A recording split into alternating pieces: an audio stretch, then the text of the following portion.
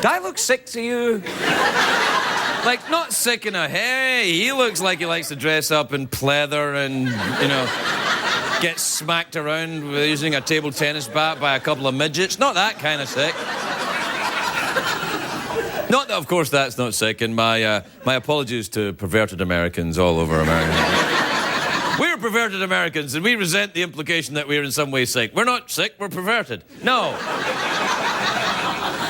No, I don't mean that. I mean, I feel like I've got this kind of pain, a sharp pain. Remember, I don't know if you're a doctor, but have a look down here. See, but this area, we're not actually allowed to give it a name because it's CBS, but it's around this area here.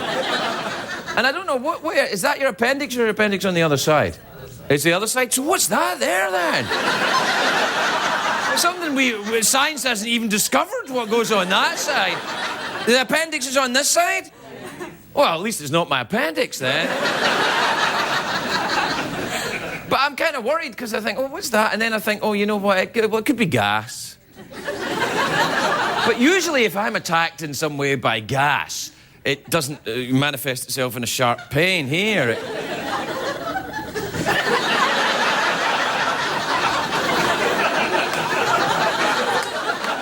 It has other symptoms. Hilarious symptoms. No, I don't know, and it's not happening often. It's not like a constant thing. I know you're not a doctor, but neither's Dr. Phil. So I'm thinking, I wonder what that is. And then I think, well, I go on the interwebs and try and find out what it is. And then I think, no, that's crazy. Because every time I go on the medical websites to try and find out what I've got it. Do you know what I mean? Like, you go on and you think, oh, what's this? And you go, oh, yeah, you will, a tingling sensation in your fingers. Yes. Inexplicably go to porn sites. Yes.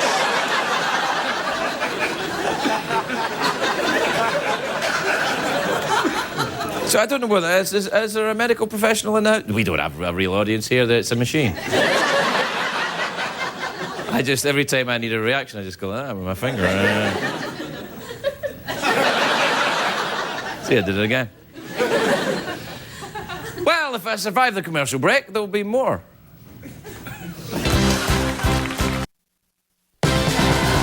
It's hard to stay up, it's been a long, long day, and you've got the Sandman at your door.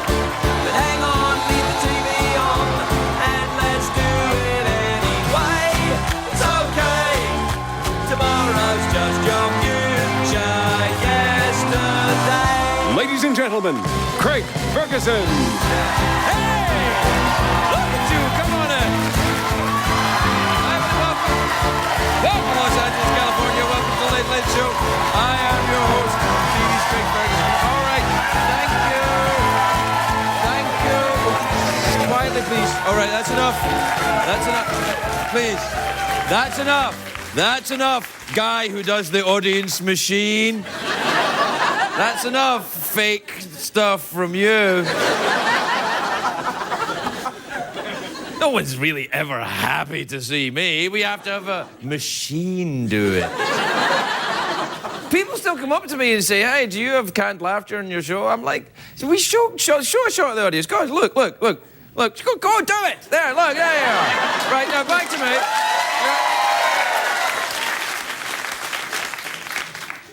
That wasn't really our audience.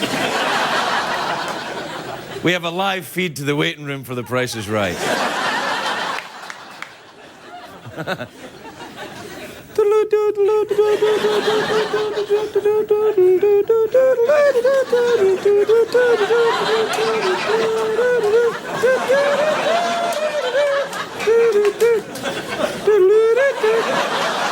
It's a great day for America, everybody. Yes, it is a great day. Please, audience machine guy. Anyway,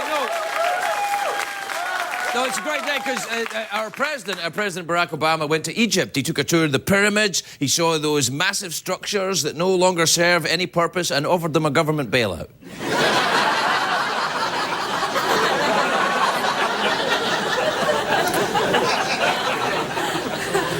scientists have discovered they can track migrating penguins from space. This is true. They follow the trail of their poop using satellites. It's true. It's the same way the Secret Service keeps track of Joe Biden. They just look down.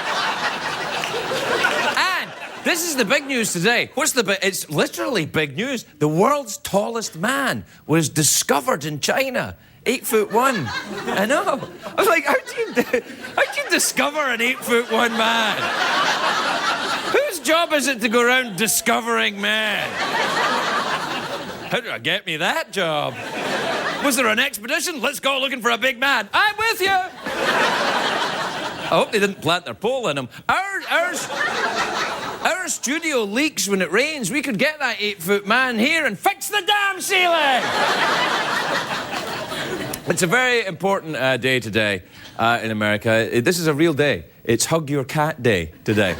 Really, it's a real day. So all the cat owners out there, what I'd like you to do, get your cat, hold them up to the screen. I've got a little message for the cats. Come on, hold them up. Yeah, yeah. Hold them up. Yeah.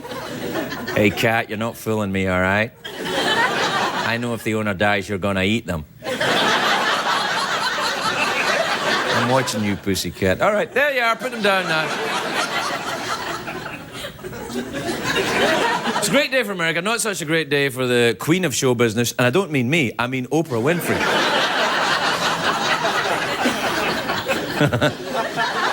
Forbes magazine's list of the world's most powerful celebrities is out, and Oprah has been knocked down to number 2. What?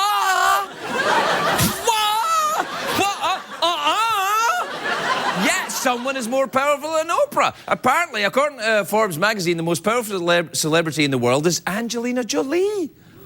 I know. Jennifer Aniston is number 8, and Brad Pitt is number 9. Jennifer Aniston on top of Brad Pitt. I don't think we never thought we'd see that again. And I'm thinking, if Angelina Jolie is the most powerful celebrity in the world, how come Jennifer Aniston? Anyway, never mind. President Obama is also on the list. He's number 49.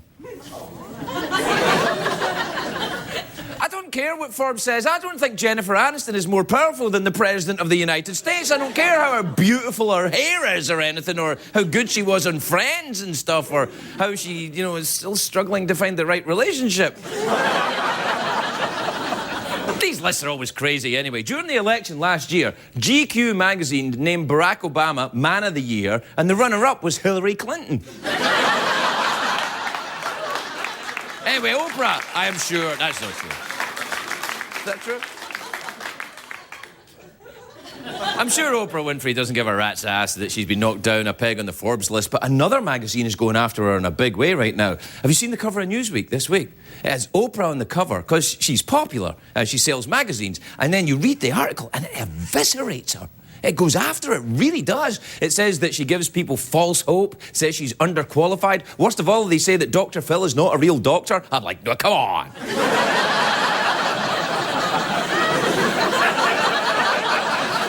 He's a real doctor, isn't he? Anyway, the reason these magazines are attacking Oprah is because magazines themselves are dying, and they're drumming up controversy in a desperate attempt to stay alive. Soon magazines will be as extinct as parachute pants, shoulder pads, Hummers. Actually, that's not true. There's still a few places you can get a Hummer. But the magazines are falling newspapers into extinction. Magazines were originally designed, like they're that size, to be smaller than newspapers, so when you opened it on the train, it wouldn't stick in the face of your fellow traveller. That wouldn't be a problem for me. The magazines I read, they open them like that. But without magazines, what will Andy Rooney be left to complain about? Don't you hate it with those little cardboard pieces in the magazines? That makes me so angry. Get me straight to the porn. I'm old. Anyway, I don't subscribe to many magazines, only a few. There's Cat Fancy and... pretty much Cat Fancy, actually. I posed for the cover of Cat Fancy once. You have a picture of that? Hey, yeah, it's me on Cat Fancy.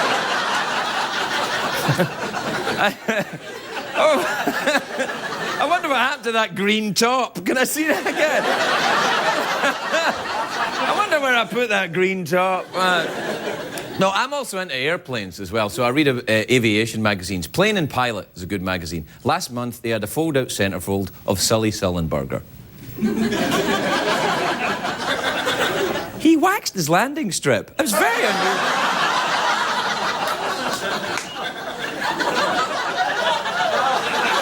We'd probably cut that out. He's an American hero, for God's sakes. We don't want to... That's ridiculous. But the last 6 weeks of Us Weekly, right, they've put John and Kate plus 8 on the cover. The last 6 weeks, John and Kate... I've never even seen the show, John and Kate plus 8, but I know about it from the supermarket checkout. Here's what I've learned, right? John's a loser, and Kate's a bitch, and their marriage is falling apart.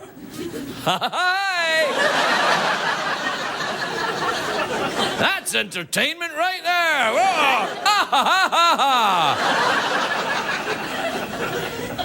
The magazine's treating this like this is important news. They don't know there's real news going on there. Susan Boyle got robbed. That's real news.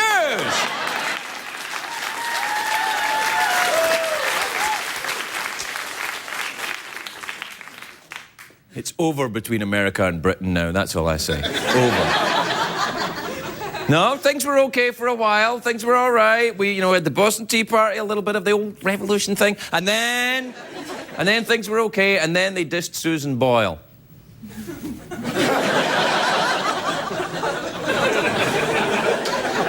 I think I'm in trouble now somehow. I don't know why. Does Susan Boyle advertise on CBS? Then who cares? Does Britain advertise on CBS? What would they... Come to Britain, where we have got a careless approach to dentistry. All right, we'll take a break. We'll be right back, everybody.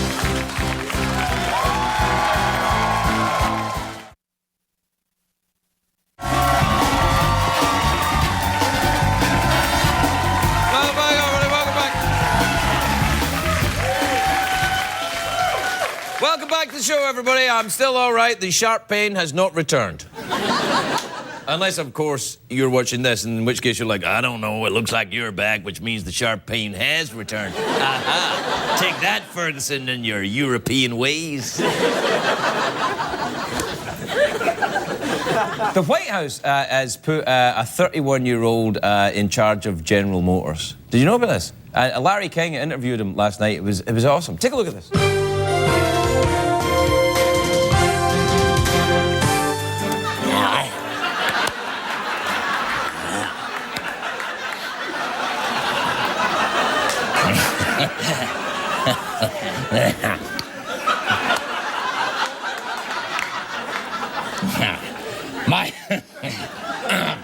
My first guest is the baby-faced punk in charge of GM these days, Brian Deese.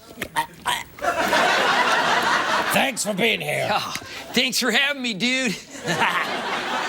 Dude? I'm not your dude. I don't swing that way, Junior. Nah, you're trying to turn GM around by selling off some of its brands. Oh, totally, yo. Hey, just yesterday we got a Chinese company to buy Hummer. That's a great move. I once paid Cloris Leachman 10 grand for one of her Hummers. And,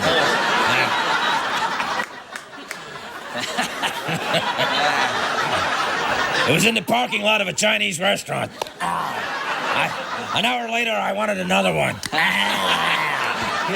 Now, GM has more than 300,000 employees.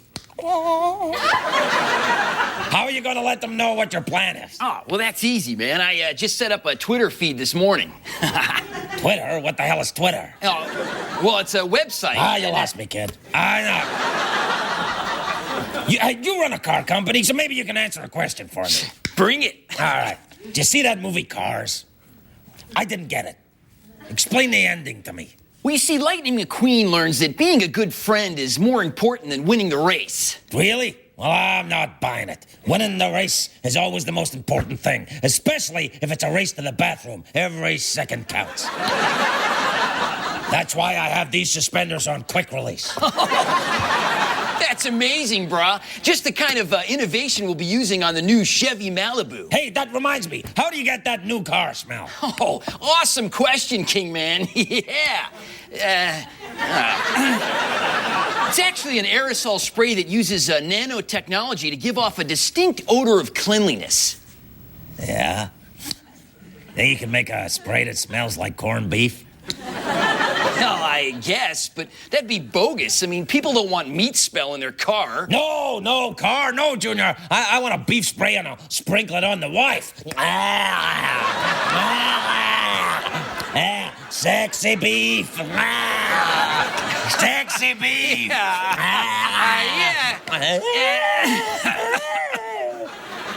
Hey, no offense, Larry, but you may not be the target demographic that GM is after. Balderdash, Michigas. Old guys like me have all the cash, and we spend it. We buy golf carts, and we buy hair plugs, we buy the occasional ladyboy. All right, that's all for now. Join me tomorrow when I talk sex with Barbara Walters. Barbara Walters. Do you know what my guest is tomorrow? I have no idea. Barbara Walters. I'm going. Yeah. Yeah, where's that? We'll be right back, everybody.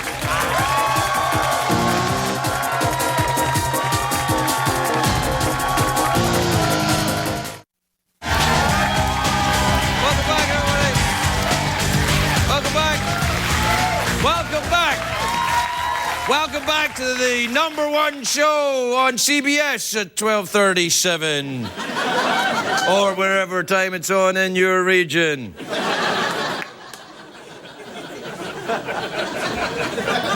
Have you seen the Tonight Show, the new Tonight Show with Conan? Have you seen the equipment that he has on that show? It is awesome. Do you know what I have here?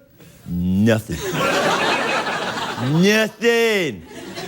And that's the way I like it, because I come from a poor family.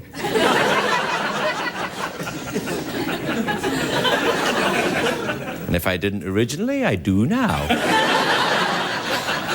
My first guest is a very attractive actress, star, really, you would call him, I suppose, if you were a fan of the words.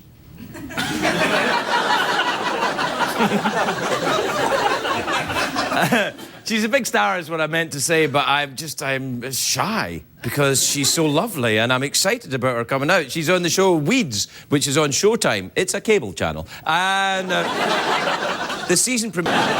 Please welcome the lovely Elizabeth Perkins, everybody. Elizabeth Perkins.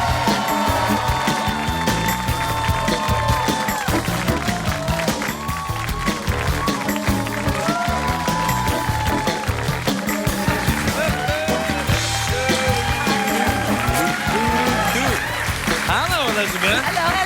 Hello. You look very nice. Thank you.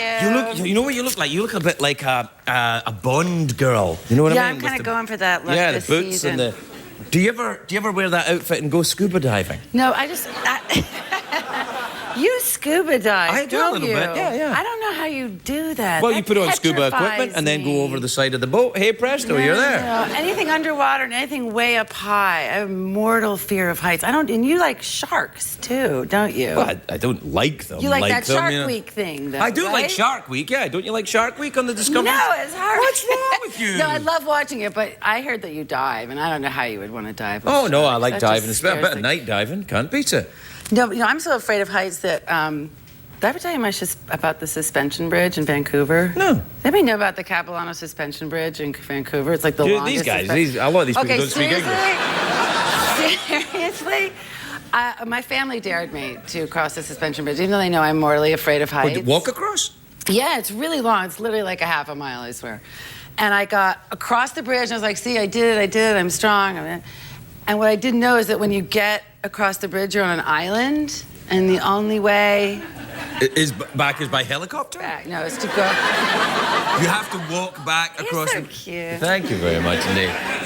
The only way. I like, do that again, do it again. Yeah. You help yourself, go on, have a good rummage. You're like on my top 5 list. Oh, He's on my. top 5, but you're a happily married woman. Yeah, and you're happily married too. Yes, I am. So Doesn't mean you can't have a list. All right, so what's the list? Tell me about the list. I like the list, and who else is on it, and what's my position? I think you're fourth. Fourth? I might up you to third, but now you got Hey, what if I married, do so this? it's good. Hey. Well, then I'll do the listening face as You're well. on it, Dave. You're on it. Dave Matthews is on it. Dave Matthews? Dave Matthews. Right. Eddie Vedder is on it. Right. Jeff Bridges is on it. Okay, yeah. And Daniel Day-Lewis and you. But maybe you before Daniel Day-Lewis. Oh, you must be crazy. Daniel Day-Lewis is adorable. He's got to be number one. I think it's more his acting. His acting's he's very good at acting, but actually as a person, a complete... I don't know anything about him. No, if you ever meet him, you'd be like, oh, no. yeah. No. I've never met him, but I doesn't mind. I'm trying to get higher on the list, basically, is what I'm doing. Well, now that you've had me on the show, right? Well, All right. but so the suspension bridge. But wait, what is the list, though? What happens on the list? Did your husband know about the list? I just put people on like, oh, yeah. All right. He's on my list. I'm sure my husband has a list. I know Cindy Crawford's on his list. All right. Do you know who's on my list? What one? You, of course. Yeah, and Beyonce. Really? That explains the rattlesnake. Oh, man. Did you see? That's a bad joke. That was really bad. Sorry. I don't know if it's bad. It's just kind of... No, you got no. No, so the suspension bridge. Oh, the suspension bridge, right. Oh, there's you, terrified on the island. How will I get off? Right. Well, so I get about halfway across the bridge, and I caved. What did you do? I just threw myself down, spread eagle, screaming. I had to be removed by security. In front of my whole family. They had to come and get me. That's bad, especially because it's in Vancouver. Bad. And there there was a lot of people, and then some people recognized me as me because I was filming in town, and it may have made the paper. Were you a little... No, I wasn't. maybe a little... No, I just play one on television. All right. Do you? I mean, you don't smoke the. No, when I was younger, yeah. I did too, but I don't. That doesn't appeal I just to me get now. weird, and then I think, the police are outside, and Although people say pot is such an adolescent drug, and you think, yeah, as opposed to what, cocaine, which is a grown-up drug. I mean, what the heck is that? They're all adolescent drugs, aren't exactly. they? Yeah. No, as a matter of fact, I haven't even smoked pot as my character on the show. My character's never smoked marijuana. Yeah, well, your character on the show is quite... She's done everything else. Yeah. But not... And in that scene, you're kidnapped, and no one wants to rescue you. Yes, I was kidnapped in that scene, and nobody offers to pay my ransom. I know. But you have the advantage of having a sexy, friendly kidnapper. I do, and actually, I kind of woo my way into his arms, so... I can see that happening. Yeah. But people think our show is really far-fetched. What, the show about weeds? About weeds, yeah. Because that's the show about a woman... A widow who sells pot to make a living. raise her children. It might have been far-fetched in 1999 when I wrote it as a movie, but I know. But we no. have you to thank for that. Yeah, we totally yeah, have you to thank for that. I love that movie. Do you like that movie? Saving Grace. Yeah, I wrote that movie. You covered it, and you were in it too. Yeah, I'm going to sue your ass very actually good, now as I man. think about it. No, but they think it's far-fetched. Well, pot's kind It's not in Southern California. I think if you live somewhere else, you might say, okay, it's a little far-fetched. But, like, for example, I live in the San Fernando Valley, and in my neighborhood alone, in Sherman Oaks, Don't say your neighborhood. Oh, my God. Tell me one. There are... Well, in the San Fernando Valley alone, there's 173 marijuana dispensaries. Really? Medical marijuana dispensaries. 173. Yeah. That's like one on every block. I mean, when you think about it, right? That's a lot of people. Yeah. And if you think about how many people are growing marijuana as the providers, that's what they're called, the dispensaries, and the But you providers. have to have a license to grow it, don't you? You have to have a license, absolutely. But think about how much pot is being grown in the state of California. Probably quite a lot. That's a lot of pot. Yeah. There's a lot of So I'm sure that there's a housewife somewhere who's got a license, who's growing pot and selling it. It doesn't seem that far-fetched to me at all. No, it's not that far-fetched at all. But it also explains why all the teenagers in the valley are so high all the time. They're not. They're not so I have high. 4 teenagers. I'm not saying a word. Really? Do you ever go to their rooms and hear them listening to, I don't know, do they listen to Pink Floyd? Do people still listen to Pink Floyd? Yeah, as a matter of fact, Pink they do. Floyd! It's true. Oh boy, you're really out there, Grandpa, aren't you? Yeah. Especially if you play the Wizard of Oz and the Pink Oh, Floyd. yeah. Did you ever try? The only one I ever tried was getting a clapper hooked up to a light and then playing the Beatles' White Album. Oh, really? I never That's did that. What intense. is that? Really? Yeah. That's the it's craziest crazy. thing I've ever heard. Yeah. I just made it Is up. that for real? No. I made it up. It's I a can lie. tell. Yeah. We're completely out of time. The lovely Elizabeth Perkins, everybody. We'll be right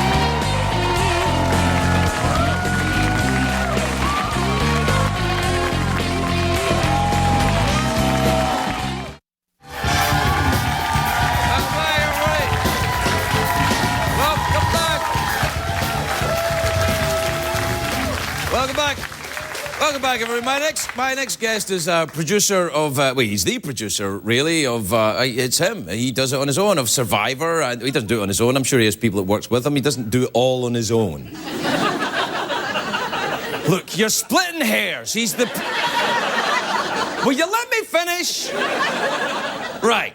He's the producer of The Survivor and The Apprentice. Ah, really? I didn't know they were the same thing. Well, they are. I'd like to combine them. I'd like to take Donald Trump and put him on an island and say, "Get out of there, you bastard!"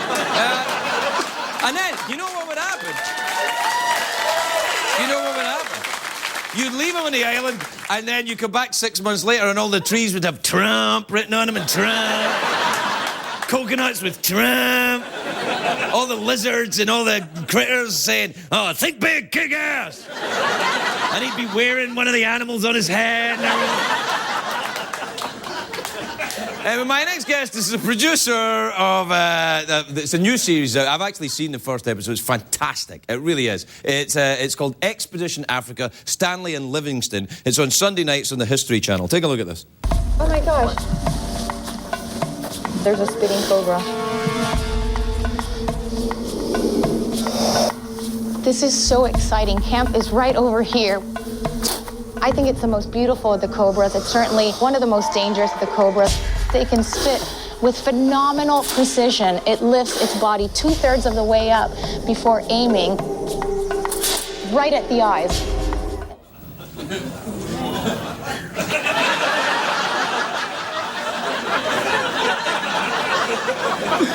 I mean, oh my. Mark Burnett, everybody, Mark Burnett.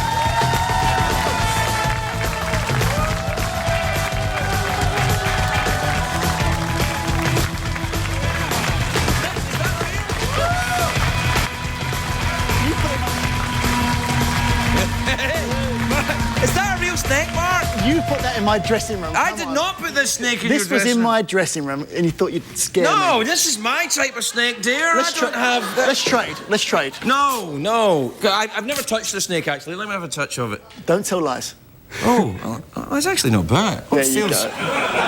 Oh, that is just the creepiest. Damn. What kind of a snake is this? He's lovely. Like, you know what what is it they say again? Oh, God, Red I and can't- yellow kills a fella. Red and yellow, it's a fella? No, kills a fella. Oh, kills a fella. All right. Right, It's probably doesn't like it in here with the lights. No, it loves it. Does it? Do you always walk around with the snake then? Have you been doing a lot of exotic dancing recently? Is this? Did you bring this back from Africa? What's this? No, I just brought this for you. I know that you I don't love like snakes. snakes, and I don't I like watch the show every night, and I know the snake cup, so I thought I'd bring you something to match the cup. Do you think that it They're recognises? gonna mate. I like you. Look there. Oh, that's nice. That's nice. Look. Oh. All right. Do you have your snake person back there? Because we don't want the snake to be out. He'll be, Come and take. He'll be okay. I can't concentrate with the snake. Oh look! Oh hi! How are you? Hey, how are you? Hey, there's good to see you. Yeah. Get the hell off. Who's that bloke again? He's been here before with spiders and stuff. What's his name? Jules. Jules. Yeah, he was here with a Reptile Rentals, great guy. He keeps turning up with mad animals. I don't even invite him. Listen, now I've seen this new show, the Stanley and Livingston show. Explain to the folks a little bit what it's about. Stanley and Livingston, of course. Livingston was a Scottish explorer, right?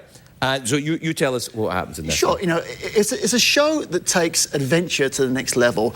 There's no competition, there's no voting off, and we took 4 modern-day explorers Right. and had them recreate a journey of 1,000 miles to the place where Henry Morton Stanley, an American journalist, found Dr. David Livingstone. This was in 18-something... Yeah, 200 years ago. 200 years ago. In those days, explorers were really like rock stars. Right. And they were the most famous people in the world. And they were drunk and had STDs.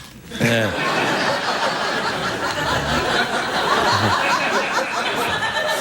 That was a stupid juvenile thing to say. I'm sorry, Mark. It's a really good show. I've seen it. It's really good. It's what we've come to expect. Yeah, I know. All right, yeah. Anyway, so these 4 explorers walk 1,000 miles looking for the same way that Morton Stanley found Livingstone.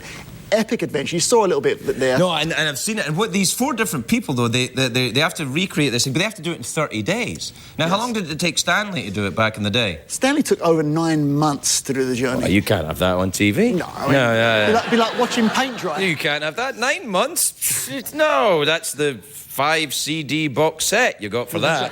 So they get 30 days to cross Africa, but the 4 people, they're not very good at... The episode that I saw, they're not very good at working together, these people. They're all kind of type A personalities. Right, well, you know, I had to make a good TV show. Right. So take 4 A-type people. They're all used to being the leader.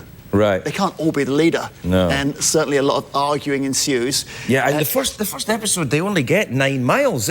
You're not going to do it in 30 days at 9 miles a week. A lot of pressure. And because they're famous modern-day explorers, they want to make it. They want to get there and not fail. And there's a lot of problems along the way. I mean, in future episodes, they come to lion country. Right. Now, the good news for them is they did bring some Maasai warriors along with them. Yeah. And that's who they put out in front when it comes to the part No, of the I lions. always think that with explorers and stuff. I remember thinking that when they say, oh, we've got some local tribesmen. And I go, well, these are people too. So people have never been here before. But the local tribesman will show us the way. And I go, well, the local tribesman's a person and he knows the way. So clearly people have been here before. It was like, remember when they climbed Everest to do it? He went up with Sherpa Tenzing, who knew the way to the top. And I'm like, well, how did he know the way to the top then? Do you know what I mean?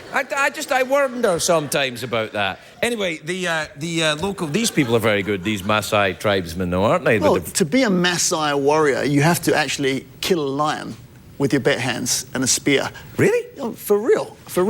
Good Lord. Goes for You kill a lion with your bare hands? That's foolhardy, Mark. Foolhardy, I says. And you could do that. Lion with my bare hands? Could you? And you were a soldier. You were in a pretty elite regiment when you were a soldier. Could you do that with a gun, maybe? But I wouldn't. I've never shot an animal in my life, so no. Neither would I. Now, weren't you worried that someone could really die in the show? I mean, they were in real danger. These people. Yeah. No, I'm always concerned. I mean, I'm about to make the 20th Survivor. Right. I'm always concerned things will happen, but you know. We want adventure, and this show is about real adventure. Yeah. And you've got to be on the edge, and I'm not making them do it. They wanted to do it, and we documented it. I mean, 1,000 miles into parts of Africa hardly anybody's been. Yeah, no, it's a riveting show. I wish I had more time to talk to you about it, but will you come back and talk to us again? Absolutely. All right. Mark Burnett, everybody, we'll be right back. Mark Burnett.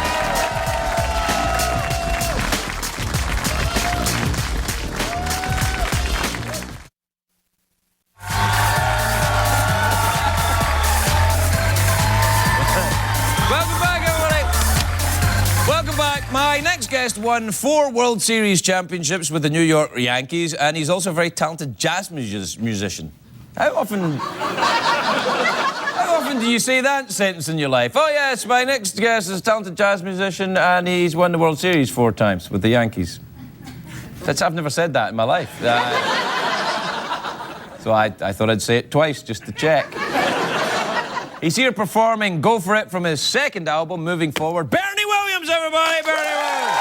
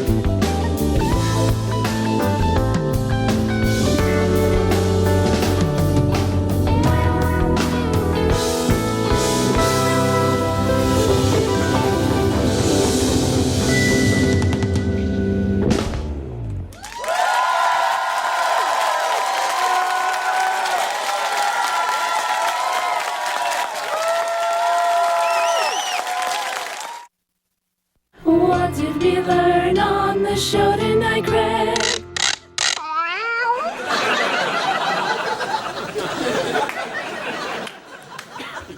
We learned on the show tonight that somebody made a new friend.